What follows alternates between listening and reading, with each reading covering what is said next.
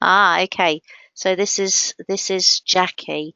So for the rest of you, yeah, carry on sending messages. Think about the prep questions that you should see on the visual in front of you, and I will just send Jackie a little note.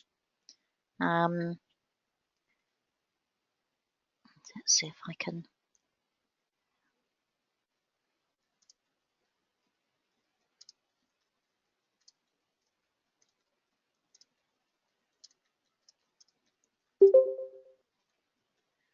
Right.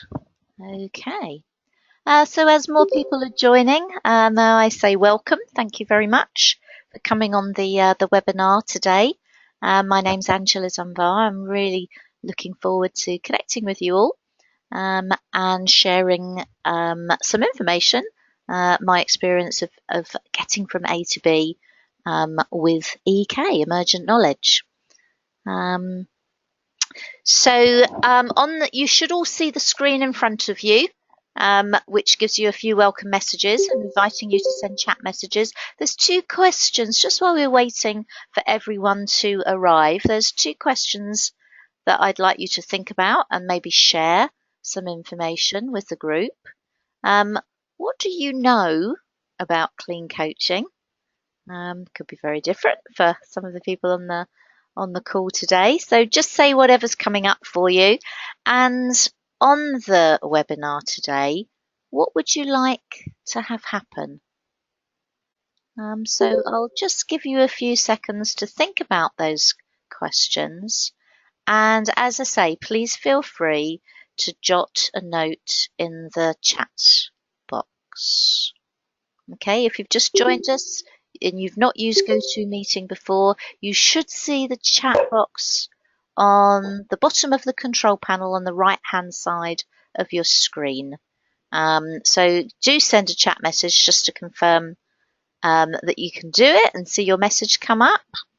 I'll just have a look what people are saying. Stephanie is saying, I can't yet, but it took a little while to load earlier.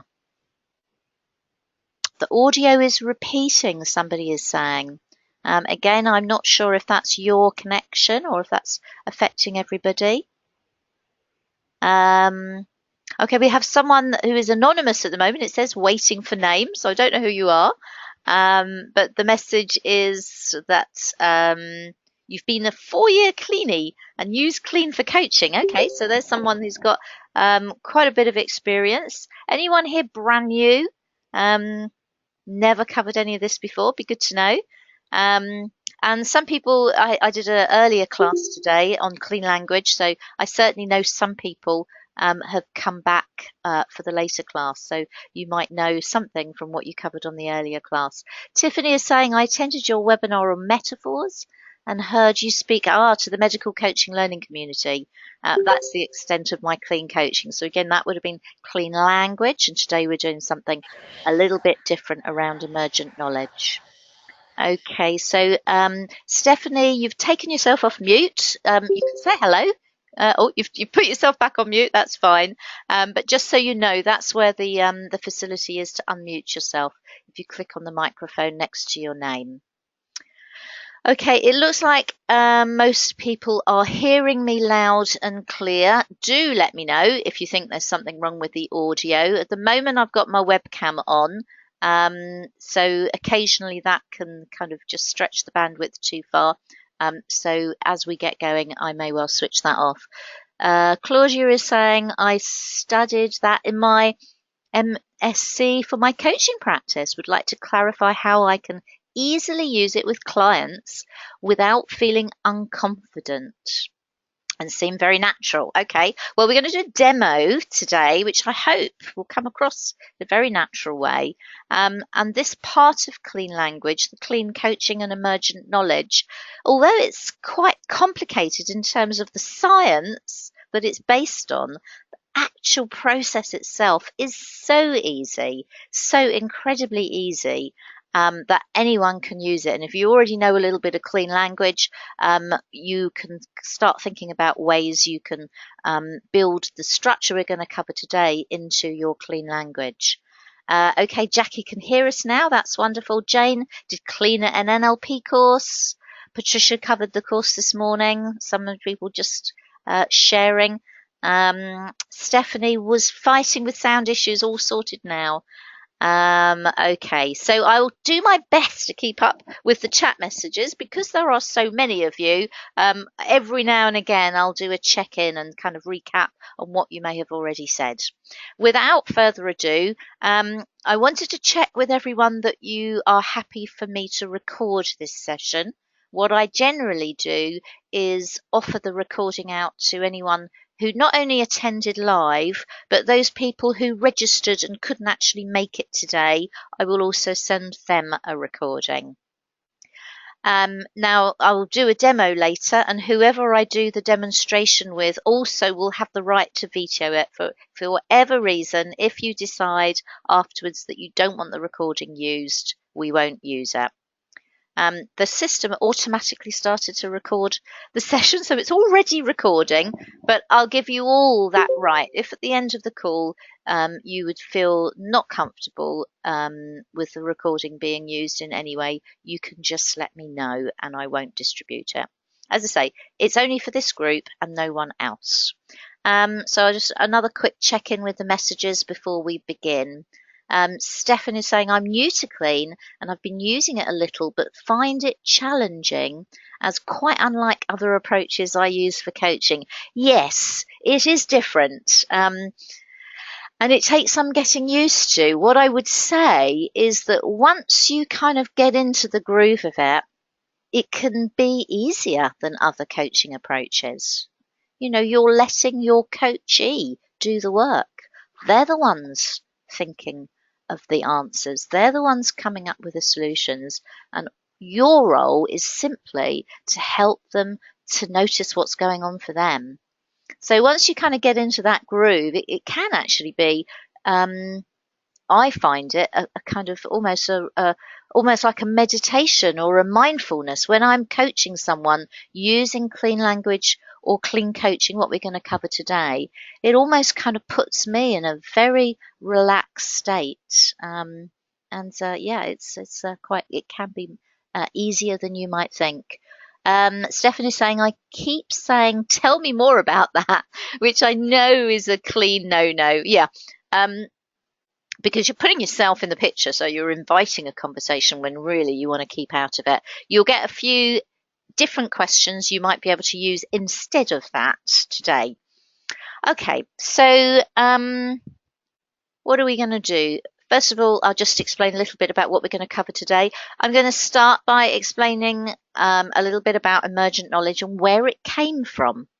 And it did come from the originator of clean language, which is David Grove. Many of you might be quite naive on who David Grove was. So I'm going to cover just a little bit about who David was and about how he arrived at emergent knowledge.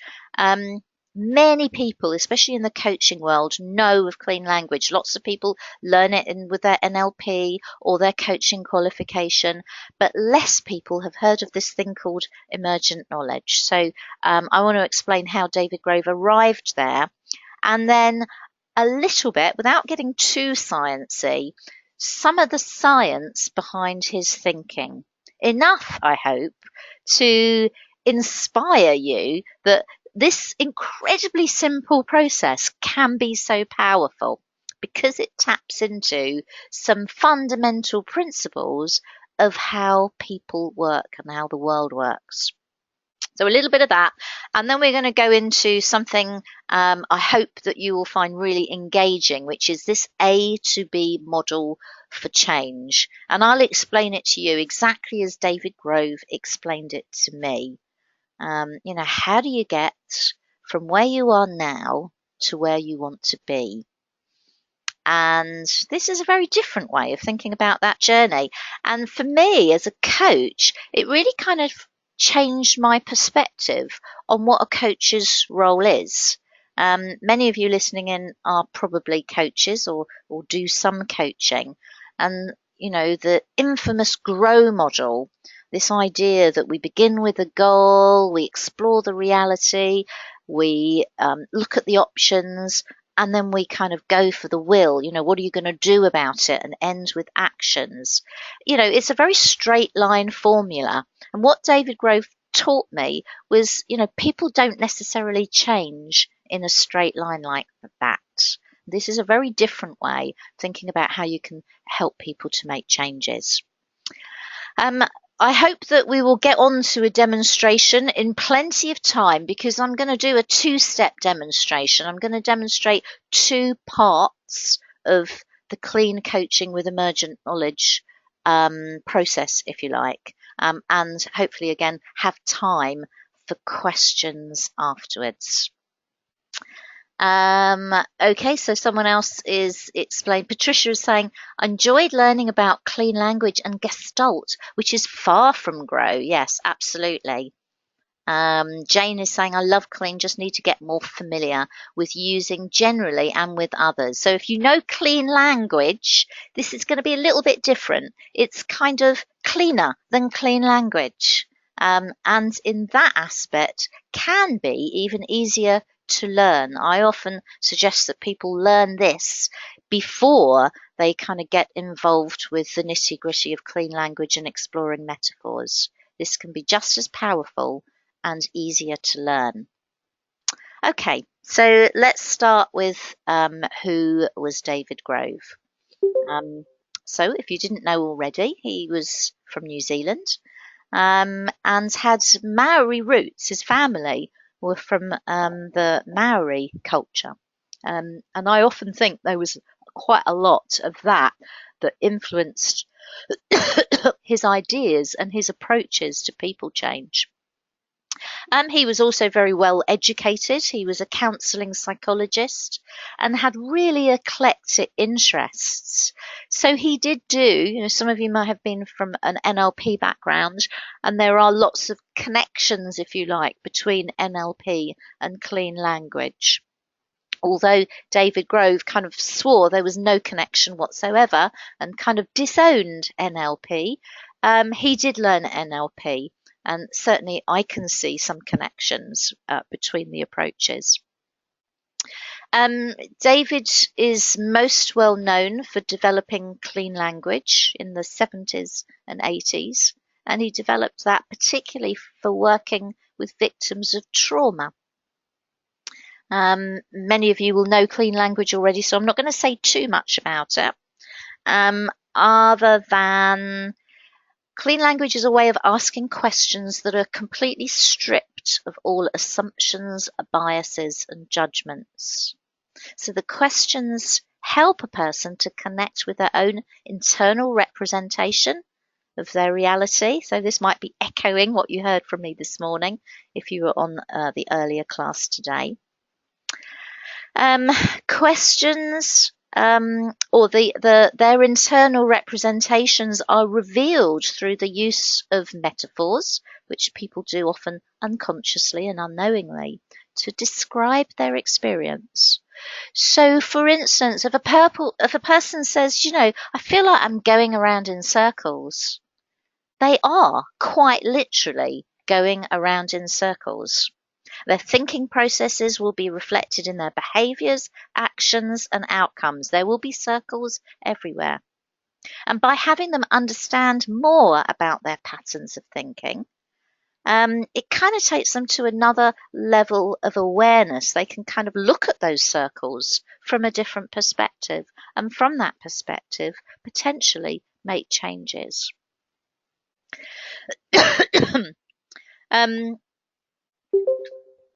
Now, at this point in David's history, Penny Tompkins and James Lawley, who are UK NLP psychotherapists, began to model David Grove. And they spent about 3 years with him, paying really close attention to what it was he was doing, so they could develop it into a clear methodology to teach other people. So Penny and James call their process symbolic modelling. And there is a strong link to NLP because they used the process of modelling in order to develop their process, and they see the process of modelling being able to kind of form a picture in your own mind of what's going on for the other person, being really important with clean language. Now we have someone who's not on mute at the moment. If you've called in, you may need to mute yourself. It looks as though everyone is on mute. Okay, I have now muted you all from my end because I wasn't sure where the sound was coming from. So a little bit later, when appropriate, I will unmute you my end, which means you'll be able to unmute yourself. But just so we could cut down that background noise for a little while. So back to what I was saying, Penny Tompkins and James Lawley were able to model David Grove and take that clean language and make it a lot more accessible to other people to learn. They kind of turned it more into process driven that people could learn. Interestingly enough, about this time, around about the late 90s, David Grove himself was moving on from language. So he was looking to develop other techniques to access a person's innermost thinking structures. And the next step for him was to incorporate the space around the client and in effect take the client's inner world and literally map it out in the space around them. It's still about metaphors, it's still about building these comparisons or representations, but literally and physically build them around them in such a way that people can actually move around inside their metaphors. So the person that said they were thinking, they were going around in circles could literally map that circle in the space around them and move into different spaces around the circle. And in doing so, learn something more about that pattern. And perhaps more importantly, be able to step right outside that circle and see it from a totally different perspective. So clean space was such a simple idea, but incredibly powerful way to have people engage with their inner representations in the space around them.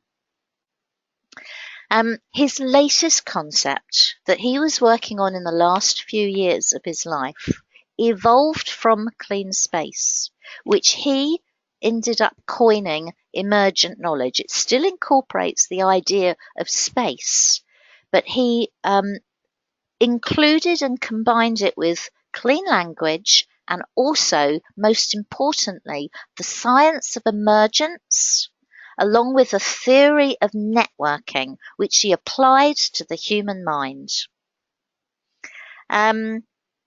I'll finish off with his history and then we'll come back to what emergence and networking is all about.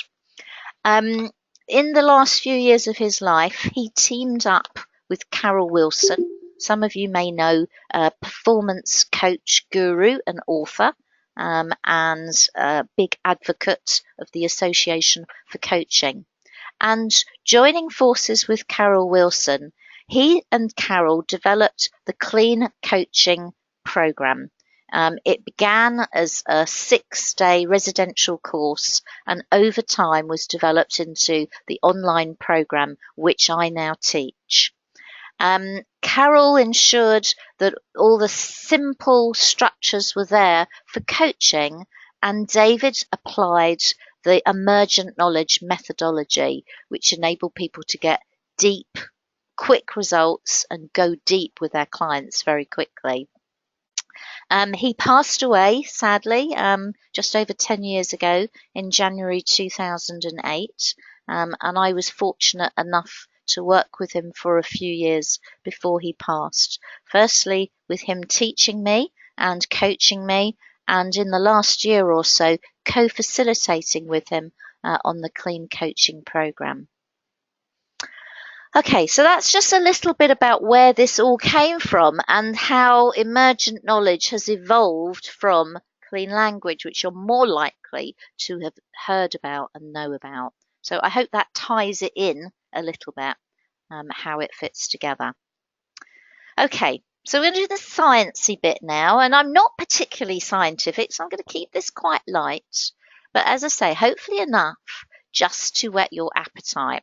All the things I mention are well documented and well evident, so you can research the language and the words and the references I give you if you're interested to find out more. I'm also going to recommend at least one book and probably more by the end of the session today.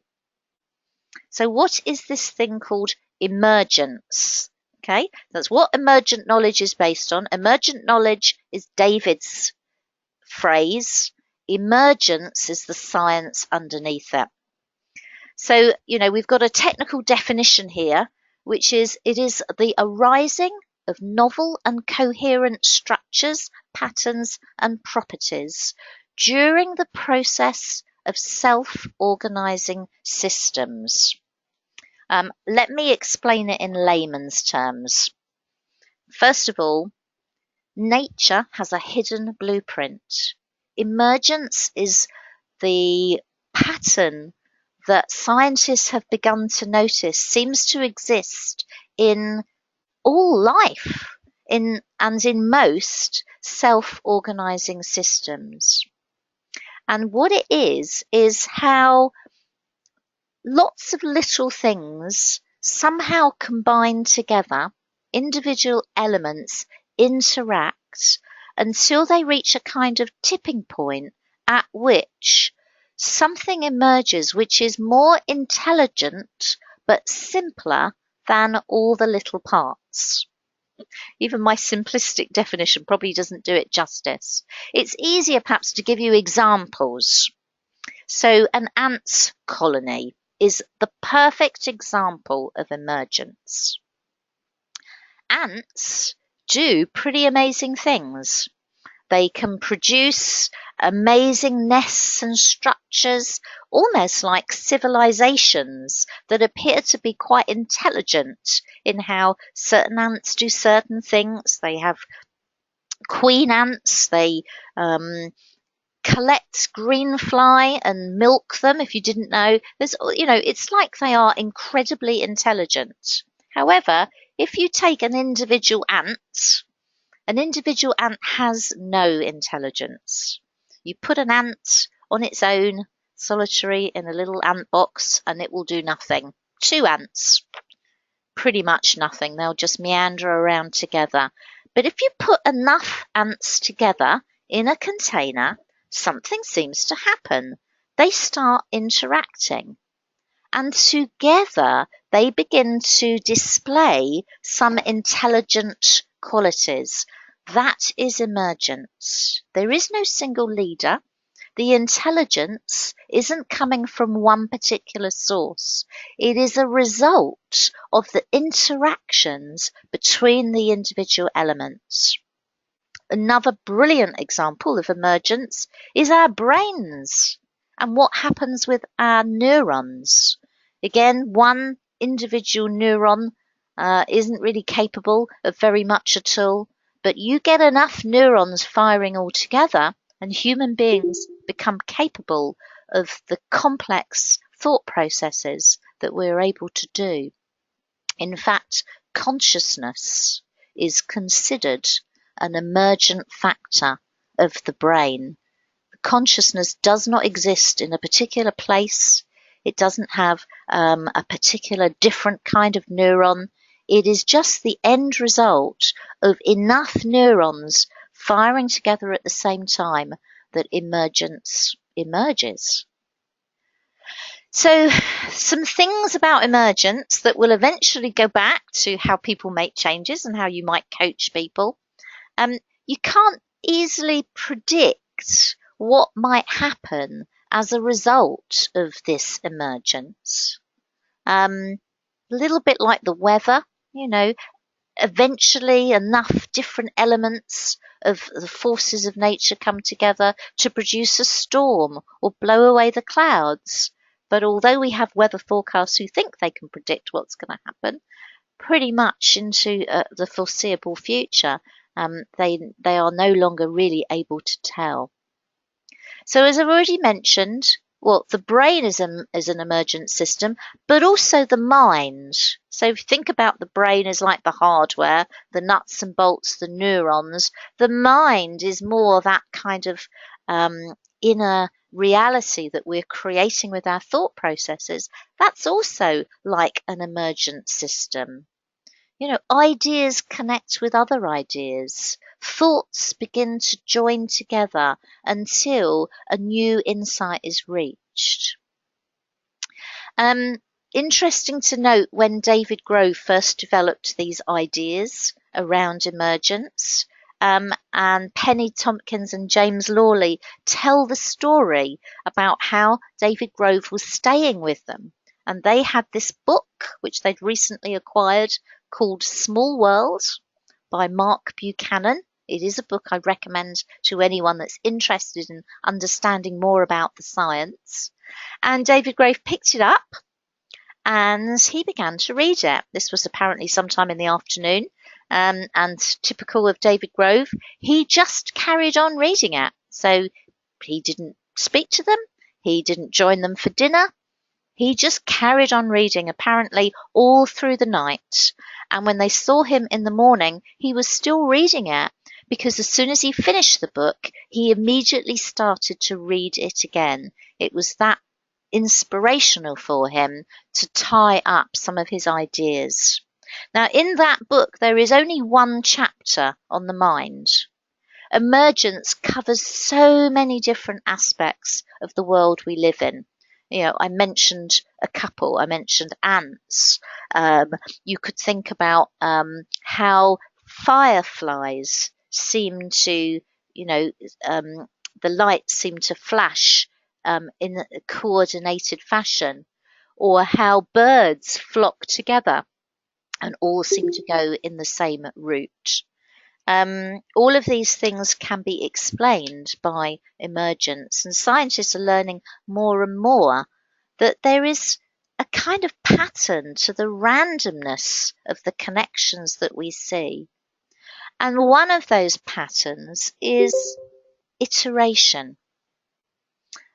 Iteration, it's another scientific term used a lot within computer programming and mathematics. But basically, it's where whatever comes out of the system is immediately input back in again.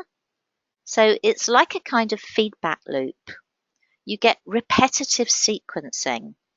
It sounds a bit like people are going around in circles, but as with our ants, who might be kind of outputting stuff that then gets fed back in, it's not quite the same. It has a kind of spiraling effect and builds and builds and builds until something else happens.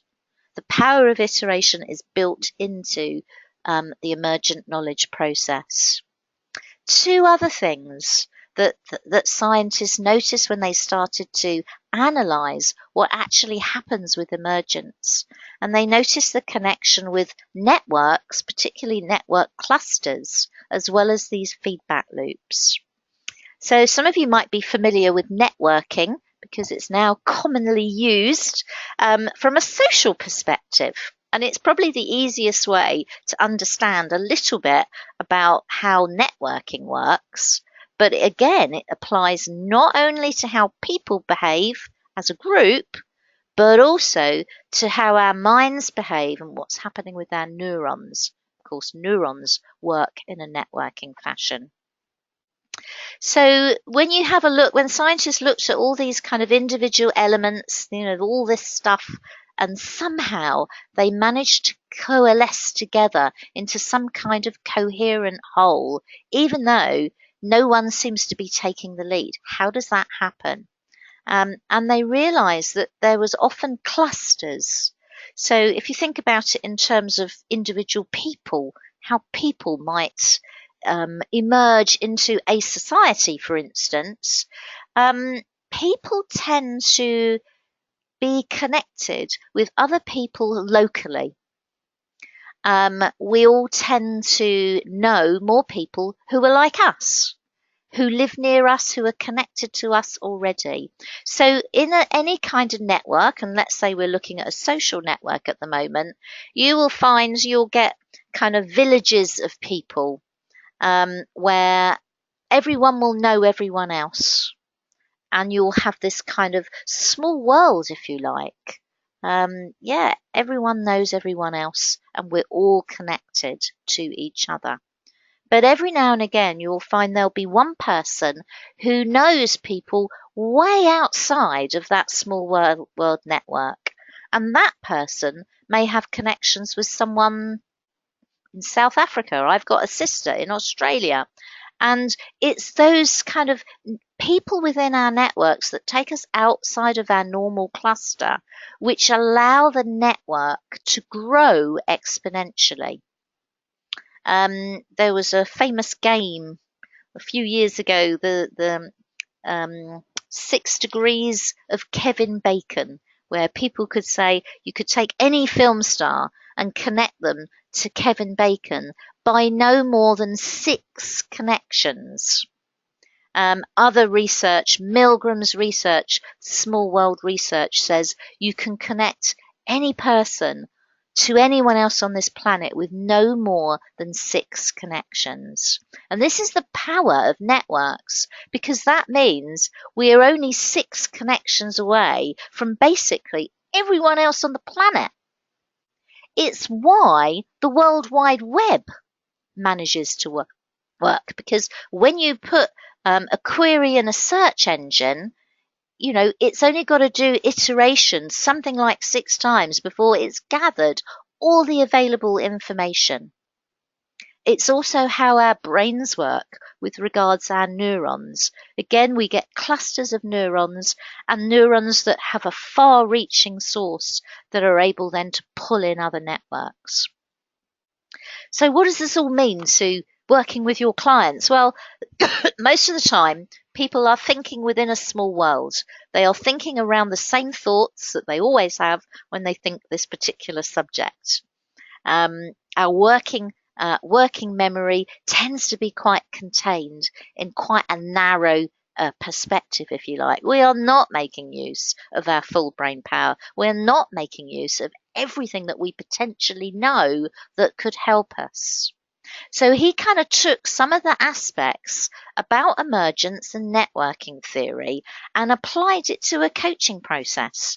Very simplistically, much simpler than the science, but really a process to encourage new insights to emerge by following some incredibly simple rules. Okay, I'll pause for breath and look at what messages are coming through.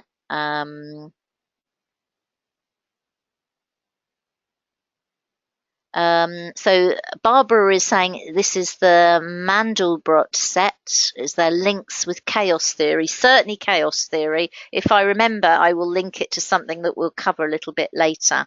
In regards to where you start affects the outcome. And it's very applicable to one of the exercises we're going to do. I don't really know or understand much about Mandelbrot, but what I do know, David Grove was interested in it, so no doubt there is going to be a connection there, but I don't understand enough to be able to explain it. Okay, so that's the complicated bit. And now let's look at something which I hope will appeal to all you coaches, which is really a different way of thinking about how people get from A to B. As coaches, that's basically what we do. A metaphor for a coach is helping people get from A to B. And just have a look at a model about how that might work. And this is how David Grove explained it to me.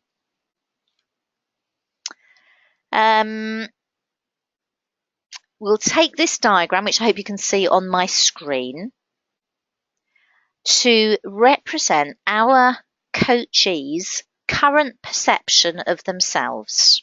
Okay, so they're in this bubble over here, labeled A. I am here with me over here. This is representing themselves and their current situation.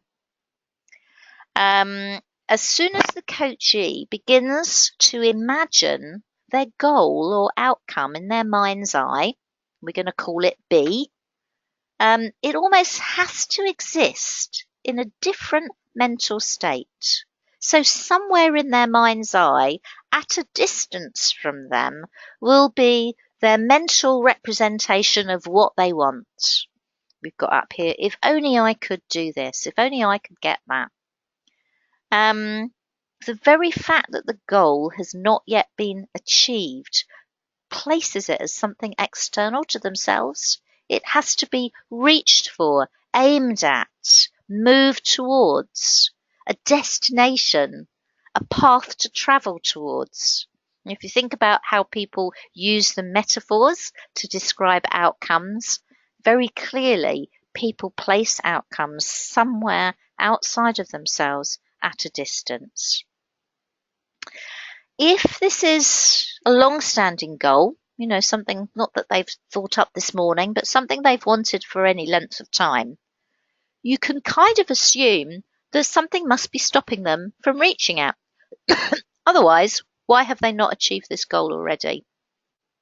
So you can pretty much assume that somewhere between where they see themselves and where they see their goal in their mind's eye, somewhere along that path between A and B, are going to be internal representations of the obstacles or the hurdles, the things that are actually stopping them reaching their goal, are in that same model, in that same mental picture, if you like. A person says, well, if only I could be over there, but I can't because all of this stuff is in the way. It's almost like you could think about this as a feedback loop, or a belief process, if you like. The person says, well, I want to get this, but I can't because all of this stuff is in the way. And this becomes like a network of thought, a small world within which the coachee goes round and round in circles and becomes unable to escape from. So we're calling the space between A and B the space of C. And that space of C contains the problems or barriers. So quite interesting. And this was when David Grove explained it to me, I kind of turned my idea of coaching on its head because, with typical traditional coaching, we assume that the quickest way to get from A to B is along this straight line. What's the first thing that you need to do? How do you get to B? What is it that needs to happen? And we kind of make a gradual straight line path, something like the GROW model, in order to reach the goal. But with an emergent knowledge approach, what we know with certainty is this is the least productive path, because this is the path where the most resistance is going to lie. This is where all the barriers are. This is where all the negative beliefs are. This is where all the limiting decisions are, all on that same path. So as the coachee thinks about their outcome, in the space around them, in between is going to be all those negatives. So the emergent knowledge questions are designed to take the coachee on a route to take them outside of this small world network of what they currently think about their goal and the way to reach it, into the space of D, which is everything outside of this thought bubble, if you like. And that space of D represents previously unthought of ideas, unseen perspectives, and or forgotten wisdom. And it's by navigating through that space of D that coachees can reach their goal at B. But often they kind of arrive at it from a different angle, and somehow it's different, or they discover they had it already. Often when they reach B, they themselves have already changed. And it can be something that they reach during the session itself. Sometimes, quite often in fact, there are no actions. The person gets their insight and their understanding in the session itself. Yeah, okay. So that is about it with the explanation. We'll do our demonstration. As I say, there's going to be 2 parts to the demonstration. Whoever I need a volunteer who will be happy to explore a topic with me and the group. So you can choose something that's meaty enough to be interesting for you. Please don't bring something that's totally life transforming, because we're only going to have about 20 minutes for this. But inevitably, whatever you bring is probably going to turn out to be maybe even more significant than you realise. Okay, we've got a volunteer. I can see that Stephanie's volunteered. I'm just checking there were no more questions.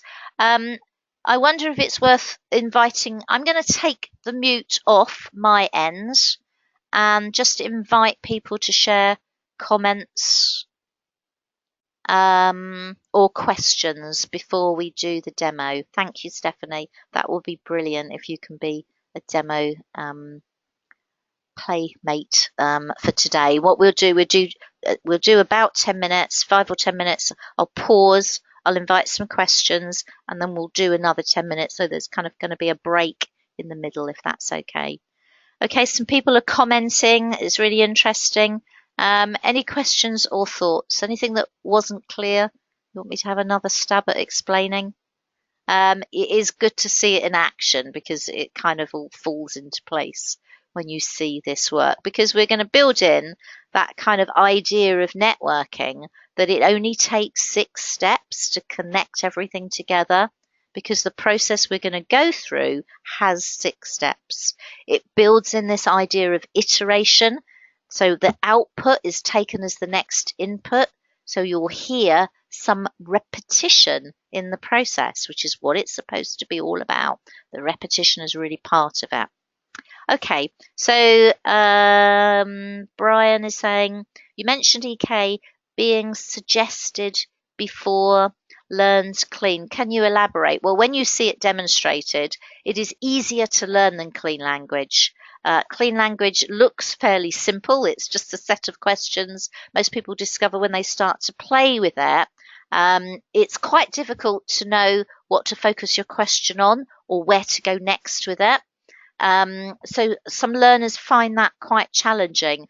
This process has a very clear structure. So there is no question about what question you're going to ask next. You will know what question you're going to ask next, because it's built into the structure. So it is easier to learn from that perspective. Jane is asking, can it be done without the subject knowing, e.g. teenage son? No, but interestingly, and this might be a way to sell it to him, it can be done without you knowing what it is he's working on. So you'll see as we go through this, in fact, the coachee does not have to say anything at all for the process to be gone through. Obviously, that can be a little bit disorienting for the coach, because you're not getting any feedback whatsoever. But certainly I've done a few silent sessions and they can be very powerful. So for instance, you could have your teenage son work through something and say, you don't have to say anything out loud. And that might be a way of selling it to a family member. Because like it or not, if you understand the principles of clean, a family member, even if you are being completely clean, they're never going to interpret you as being clean. They are going to think you have a vested interest. They're going to assume that you are biased, even if you're not. So something where they don't have to say anything and you're just working through a process with them can be very powerful. Stephen is asking, how does emergent knowledge differ to working with limiting beliefs and assumptions? Well, you'll see it is another way. If you do NLP, it's another way of reframing. And within NLP, there's quite a few different techniques for helping people to reframe, change their frame of reference so they see things differently. So in a way, it's kind of like that, but probably quite different to what you've done before. It's going to involve space, and it's going to involve the repetition of the same question over and over again. Jackie's asking, does the process also use space, or can it be done at a desk, for example, using other resources? Some emergent knowledge processes can be done using other resources, not what I'm going to demonstrate today. And the ones I'm demonstrating today are the easiest ones to get a really positive impact, where the coachee physically moves. And if you're using these processes, they have got to move. You know, they can't say, well, yeah, can I just imagine that I've walked over to the other side of the room? Let me just imagine it. It does not work. Physically, they need to be engaging their bodies into the process. I have worked with people who, for instance, are disabled, in a wheelchair, broken their leg. Myself, when I was learning it, I had a really bad back. My movement was very limited. You don't have to move much. You know, your movement might be just to kind of shift along the sofa by an inch or two, but some movement is required. And you'll see that in a moment. Stephanie is saying, I think it's a great model. It makes so much sense. Oh, good. I'm glad. Sometimes I explain it. I think, is that going to mean anything to anyone outside of me? Quite a revelation. And I can't wait to see it in action. Yeah, absolutely. Like I say, this idea that there is a different way to get from A to B other than that straight line. And when you think about it, why would you want to take people down that path of most resistance? So, yeah, okay, I think that's just about it. So let's, Stephanie, without further ado, if you don't mind, Stephanie, how would you feel about your webcam going on?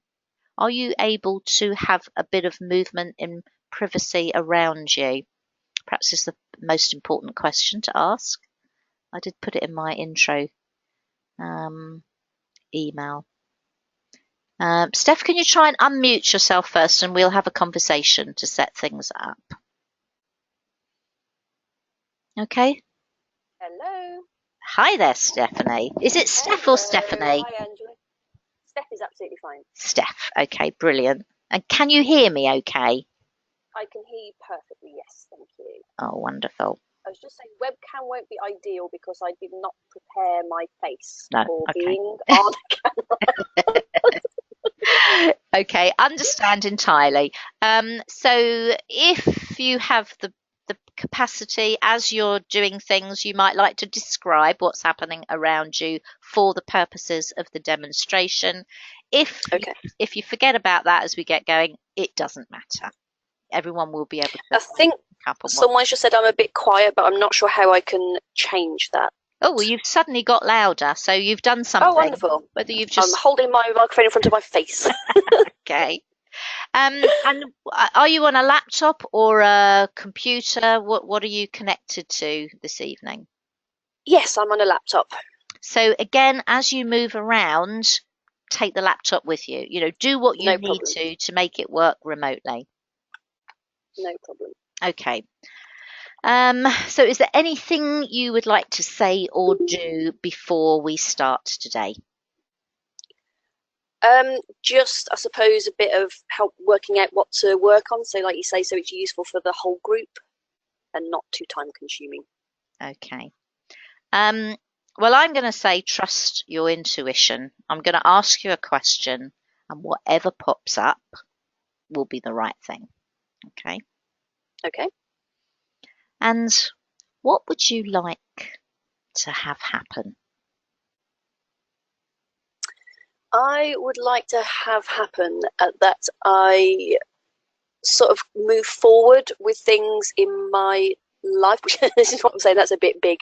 So I was supposed to break that down. Two of the things that came into my head when I was considering it just now.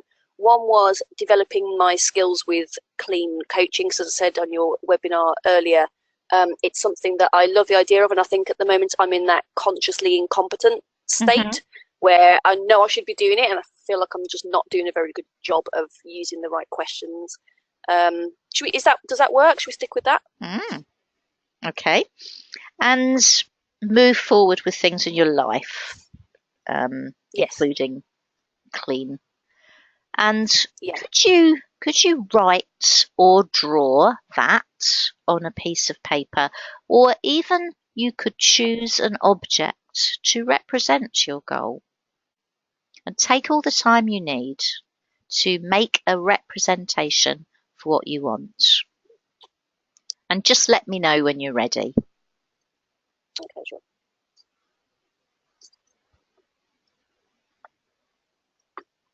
I'm grabbing a piece of paper for those that can't see my not webinar ready face.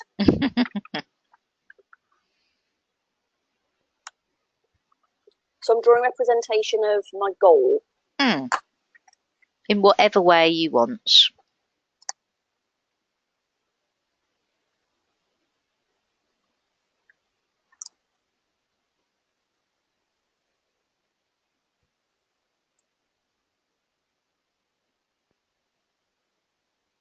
Okay. And could you now place your goal somewhere in the space around you, in a space that feels right, and feel free to experiment. Okay. I might travel around the room.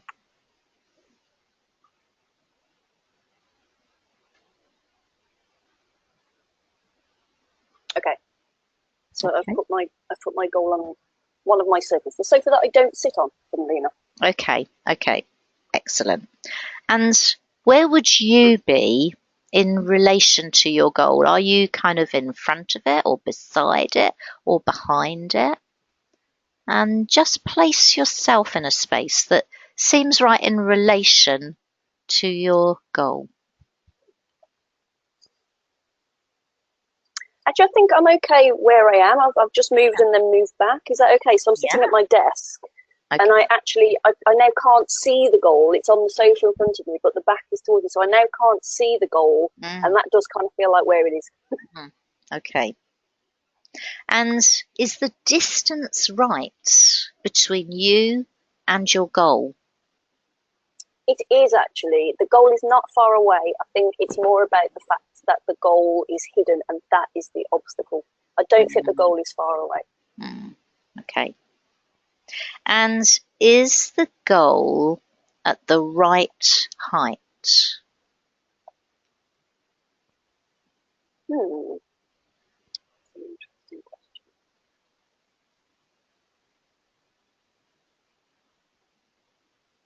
No, it should probably be sort of more at eye level with me. Okay.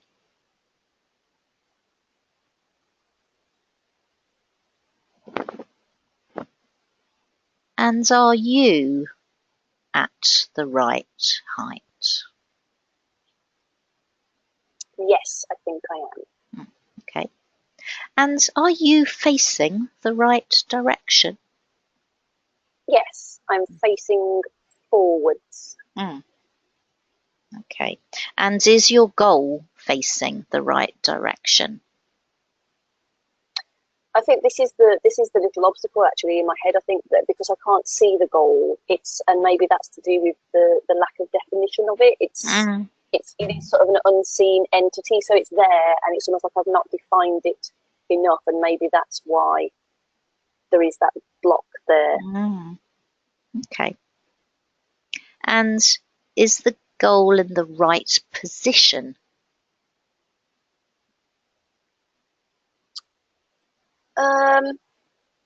I actually don't know. I'm not sure. Okay. And are you in the right position? I'm trying to think metaphorically now rather than physical. Yes. Okay. I wanted to be sure then, but yes. And what do you know now? That the goal is not far away, that it is blocked from me, from my vision, which I perceive potentially as its lack of definition. And potentially that's something that I could then do something with, because then potentially I can define it further and then work towards, so sort of break it down a bit more. Okay. And is there anything else that you know now?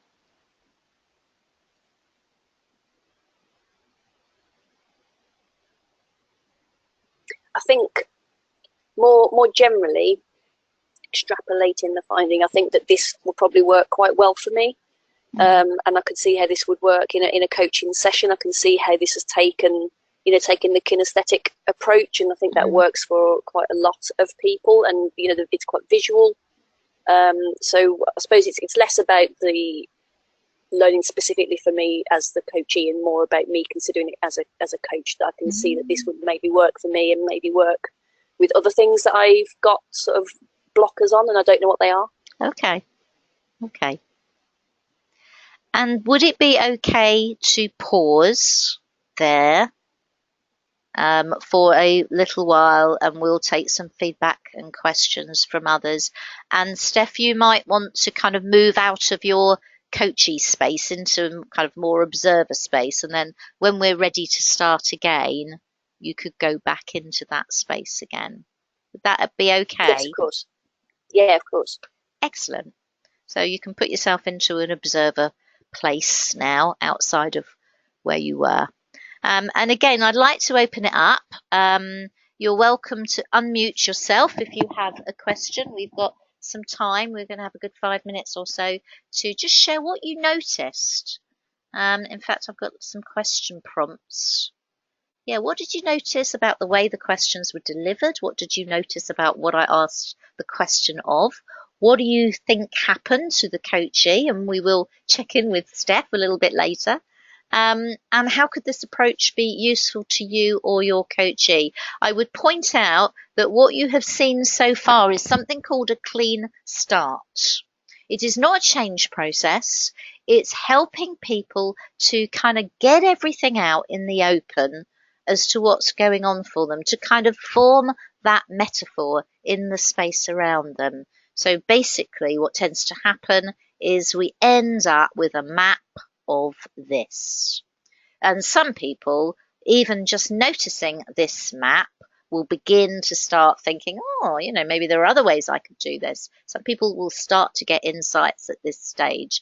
There is going to be a second step, which we will do fairly speedily on the demonstration, but this will help people to find places and points outside of this model, which will hopefully contain many different insights and perspectives to help them to reframe their understanding.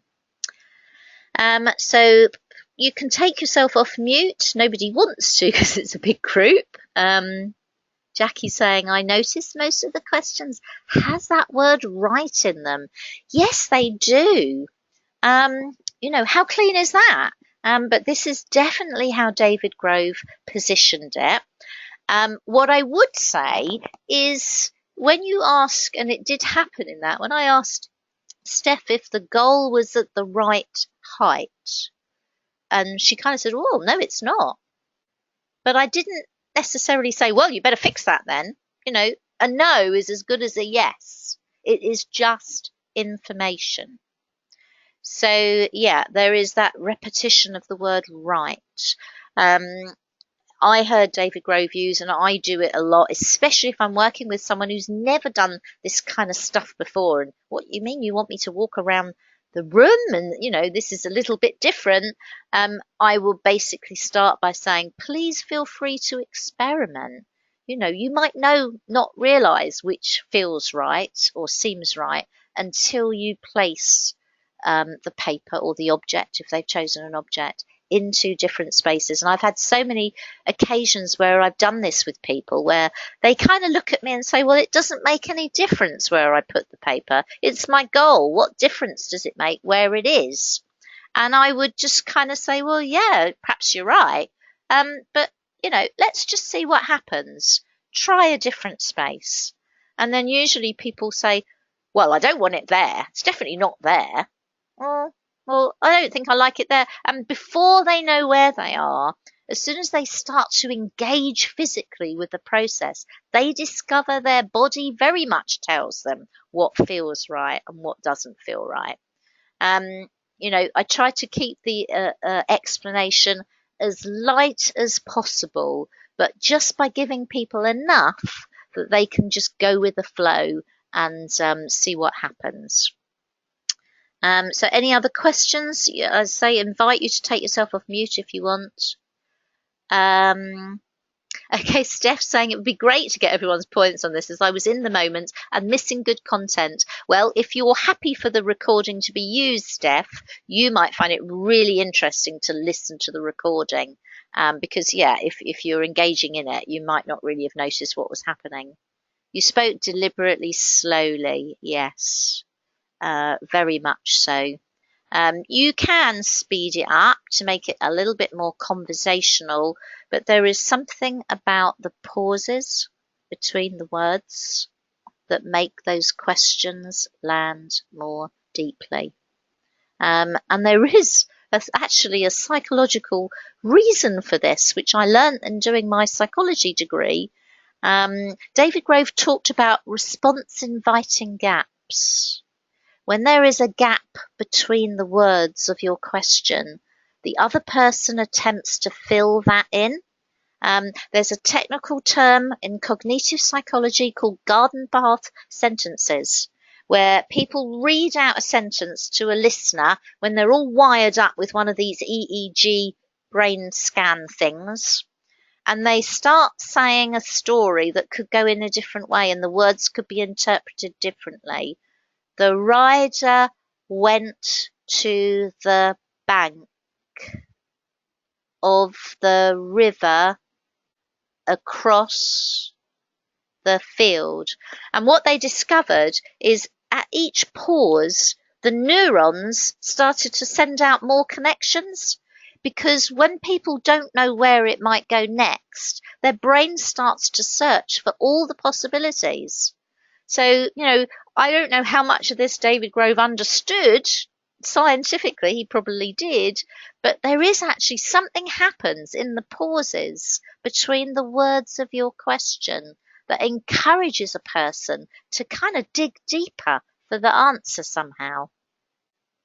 What else have we got? It was almost hypnotic, yes, and that's another thing that happens with that slow, deliberate pace. It's almost trance-provoking.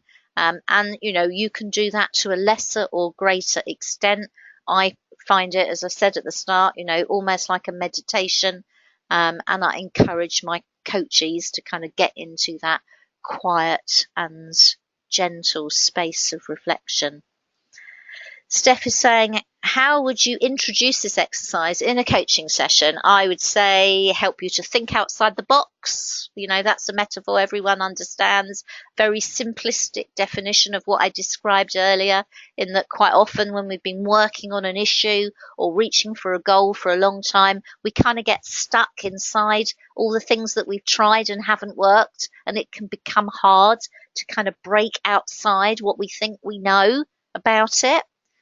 So this is an unusual process, and I will ask you to move around in the space so that you can see this from different perspectives. Again, that's kind of a metaphor that people then can take quite literally and get a sense of, well, yeah.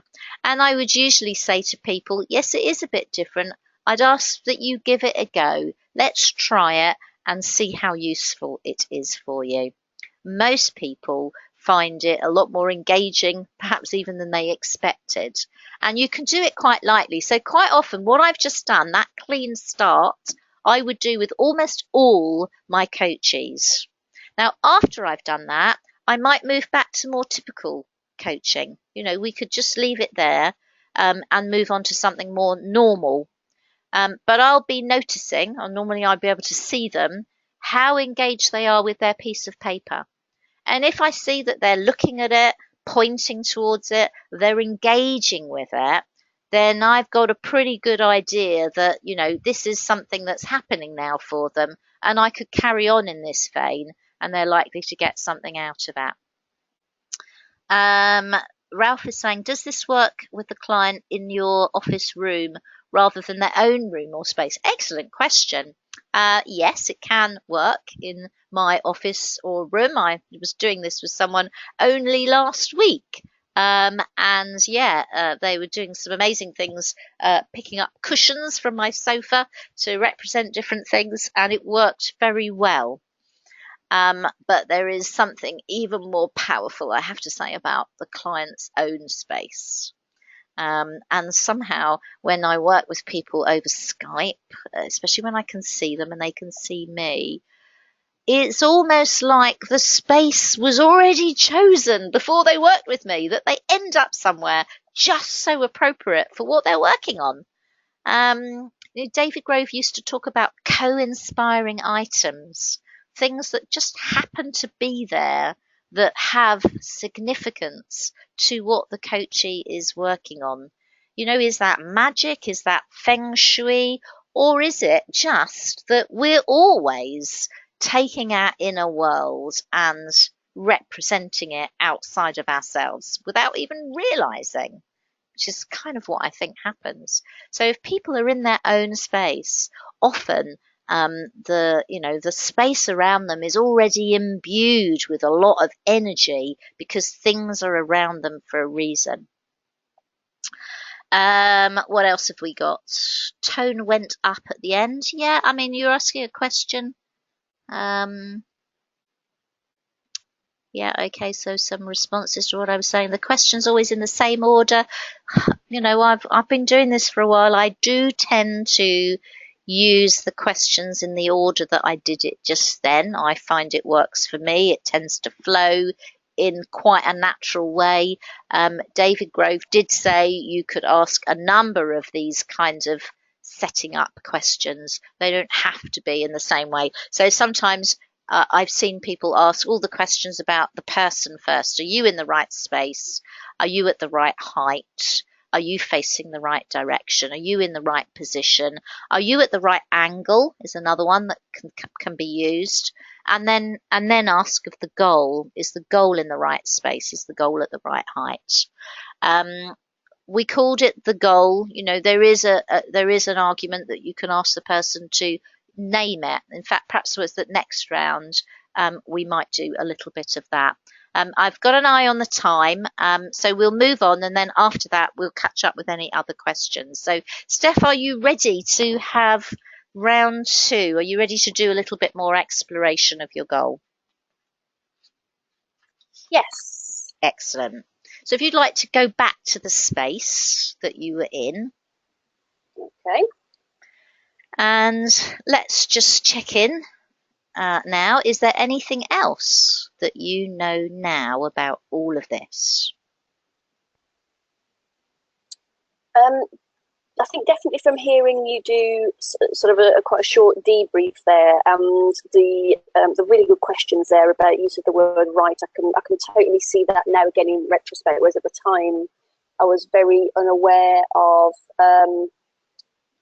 which I think is absolutely right. I was very unaware of you as the coach using any particular words. It was just working for me in my head. So, okay. What was the question? Anything else you know now? No, I think we'll stick with that. Okay. And your goal, how would you like to refer to your goal? I'm going to be really annoying and say, actually, I'm very comfortable calling it a goal. Yeah, okay. Is that okay? Yeah, absolutely. Okay. And is there another space that you could go to from that space there? From the space where I am? Yes, there is. Okay. Do you mean in relation to my goal? In whatever way you want. Is there another space that you could go to from where you are now? Yes, I'm in it. Okay, you're in it. And what do you know from that space there? I'm so shocked by how impactful this is. I'm looking at my goal from a different angle, and I still can't see it because it's on the sofa behind the arm of the chair, but I don't feel like there's that blocker anymore. I feel like I'm looking at it from the side, whereas before I was staring directly at it. Yeah. Okay. And maybe, like you've just said about, maybe it's, sort of serendipitous, or maybe it's the fact that I've come to a different angle of the sofa and now the barrier is halved in height. Okay. Is there anything else you know from there? I think I feel more relaxed where I'm sitting now.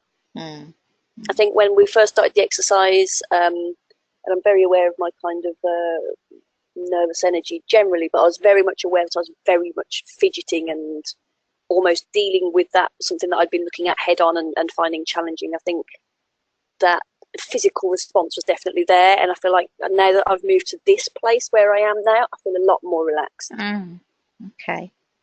A lot more comfortable with that goal and where I am in relation to it. Okay. And is there another space that you could now go to from that space there? Yes, I'm going to go and sit right next to the goal. Okay. Okay. And what do you know from that space there? I'm sort of eyeing it cautiously. I know that it's still making me feel a little bit uncomfortable. I feel a little bit less relaxed than I did just now. I'm looking at it, and it's still a little bit intangible. I think that's what I know now. I think maybe I'm not ready to be this close to it. Okay. And is there another space that you could now go to from that space there? Yes, I'm just going to stand at the other side of my room. Okay, so now I'm sort of looking down on it. Yeah. What do you know from that space? I don't know why, but from this space it feels a little bit frustrating. It feels like a bit of a frustrating goal. And is there anything else you know from there? I think because I can see it from this height now, I'm moving away from it a little bit more. Because I can see it from this height now, I was not in the right place then.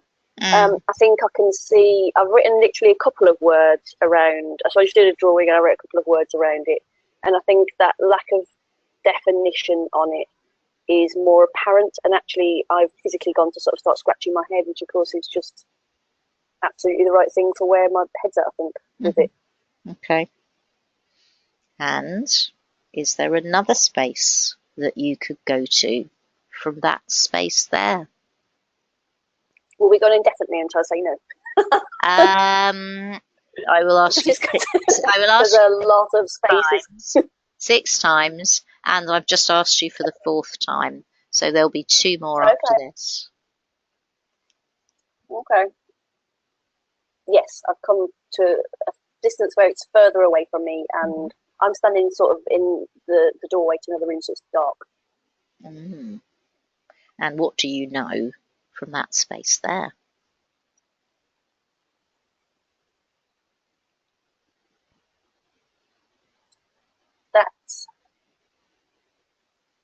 That I need to be closer to it. That this is not the right place from it. For me, this is giving it too much power, and the darkness is almost reinforcing that sort of sense of, that Dementor-like status. It doesn't deserve this much power. Okay.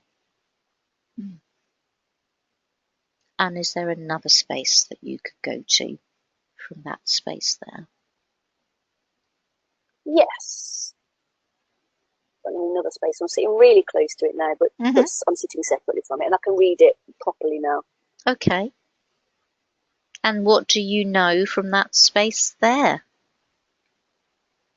It's actually given me a bit more perspective back on what I originally was thinking when we started this exercise, so I can see it really clearly now. So I've drawn a little stick figure of myself with a very smiley face, and with the words confident and useful around it. And now I'm seeing that it's making me feel more positive about it. So I think from that I take that I shouldn't lose perspective of this. I should keep perspective on it really, and not give it, like I just said, not give it too much power. So yeah. I don't need to be too far away from it, I think, is what I've learned. And the further I get away from it, the more powerful it seems to become. Okay. And is there a final space that you could go to from that space there? Let's go to the last bit of room I've not been in. Okay. And what do you know from that space there? If I'm honest, I think nothing new now. I think I've got all the quality stuff actually from it now. Yeah, okay. And so could you now return to the space where you started? Of course.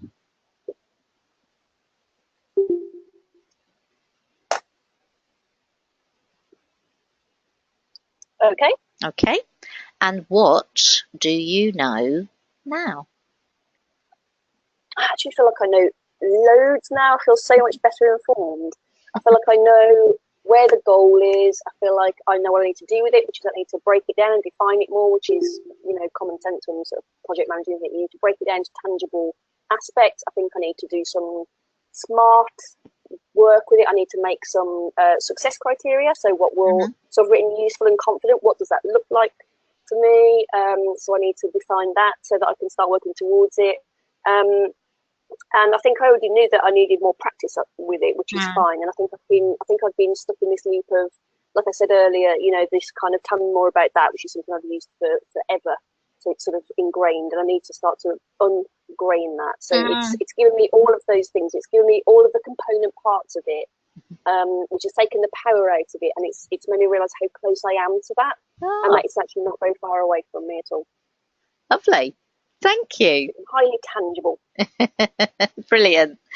Okay, so we are kind of out of time. So I will say thank you very much, so much, Steph, for joining in with that, both parts of the exercise. I'm okay to stay on for another 5 minutes or so. So if you don't have to leave on the dot, then please stay and ask some questions, or you can email me afterwards if you need to leave now and you have any questions. I will come back to you in a moment, Steph. I know you kind of did a debrief there, but we'll come back to you in just a couple of minutes for a final wrap up from you to say anything else you'd like to about your experience. But I'd just like to invite the group, some people learning about Clean for the first time. What do you do if you want to learn more about it? I do have a book called Clean Coaching, the Insider Guide to Making Change Happen. Just about everything that we did today is in that book. There's lots of free papers and articles on our website.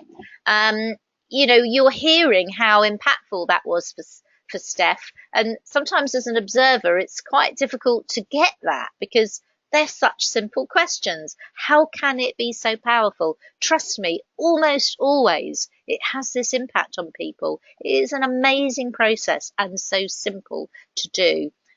Some people need to be convinced to experience it themselves. So feel free to come and have a session with me. We have some online learning happening in March, on the 15th of March. We have a couple of spaces left. Most of the spaces are gone, but if you are interested in joining us, please get in touch. So I think people were asking questions as we went. Let me just check in if there are any other questions. Anything else that people would like to comment on? I will make a comment and then I'll pass over to Stephanie. Steph at one point said, well, how many times are you going to ask me? Normally it's 6. If you're following standard process, it's 6. And the idea is that people tend to go through a certain pattern. There is some kind of tangible quality that happens at each of these steps. 6 steps, and then they get their kind of reworked network of wider ideas and insights. For some people, it's 5. For some people, it's 8, roughly 6. And it did sound like you had what you needed to at 5. So we could have wrapped it up there. I could have just said, right, go back to where you started. But if in doubt, it's worth asking for one more space. And then when the person says, no, I think I've got everything, you've kind of reached the end. Some people might take a few to get going. And the first few spaces, not a lot's happening. And it's often around the 3rd or the 4th space that things start to heat up. And they often get worse before they get better. People say they're feeling frustrated or the goal isn't so clear as when they started. That is quite usual in this process. It's almost like things need to disintegrate before they can build up again into something new. Okay, so that's enough from me. We have a question, Jane, saying, when does learning stop? And enough confidence. I don't understand your question, Jane. When does learning stop and enough confidence to work? You'll have to do that again, Jane. I can't understand that. Tiffany's saying, when can we receive the recording? Well, assuming we'll have to check in with Steph, and Steph, feel free to contact me afterwards by email if you feel under pressure. But if it's okay with Steph, we'll send it out probably tomorrow. Okay, so just final thoughts from you, Steph. How was it for you in that experience as a coachee? Hello. So Hi. it was really revealing, and I think unexpectedly so. I think because I've a friend of mine and I both sort of came to clean it around a similar time. I've got a feeling that she's got your book actually, because what we have done is we've tried to work through some of the aspects of it together, and as in sort of practicing on each other. And we've done something similar to this, but it was very much just a drawing. So it was what represents your goal, what represents you, and a space. So I'm not sure if that is something that obviously is yours. I'll check with her. Obviously you will know. And that visualization worked really well for me. But actually, this was like that, but the next step.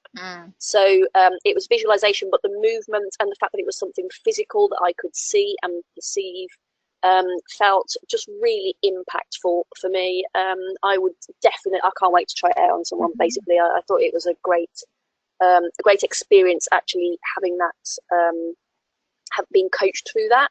And I'd really like to, as you say, listen back and hear the kind of questions that you were asking, and get some more learning on it, get some more practice. I've just noticed that you've put that you do some courses, so it'd be great if this kind of thing is going to be in that would be great at some point. Yeah. Lovely. Okay, and there's more papers and articles on our website that could go through the questions as well. So have a look on the website.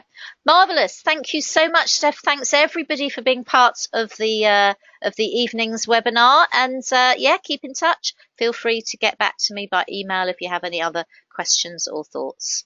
And that's it. I'll wrap things up for now. And have a good day or evening wherever you are in the world. Thanks then, everyone. Bye-bye. Bye.